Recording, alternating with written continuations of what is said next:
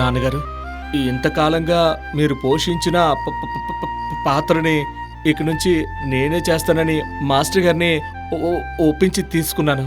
అందుకోసం చాలా సాధన కూడా చేశాను.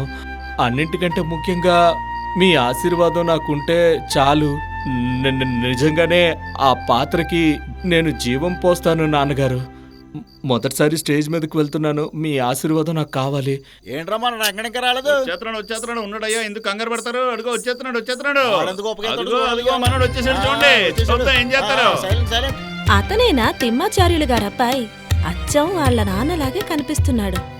వాళ్ళ నాన్నలో వచ్చి గెట్టపిస్తే సరిపోతుందా? అతను వచ్చి నటిస్తేనే కదా తెలుస్తోంది.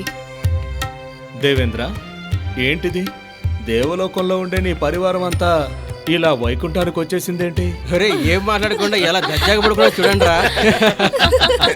పరమాత్మ, ఆ దానవలోకపు హిరణ్యకశపుడు బ్రహ్మదేవుడి దగ్గర నుంచి చావులేని వరాన్ని పొంది మొత్తం దేవగణాన్ని నాశనం చేయడానికి వస్తున్నాడు.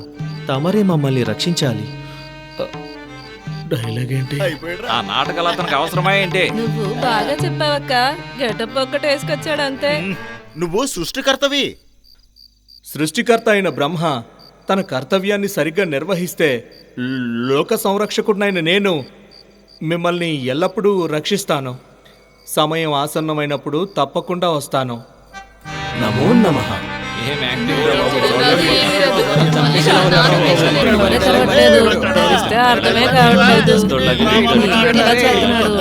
నారాయణ నారాయణ, ధన్యోస్ముని ప్రభు.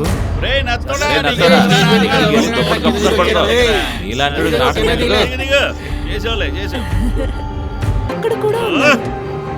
అయితే ఈ స్తంభంలో కూడా ఉంటాడా? అక్కడనూ ఉన్నాడు. ఇక్కడ కూడా ఉంటాడా?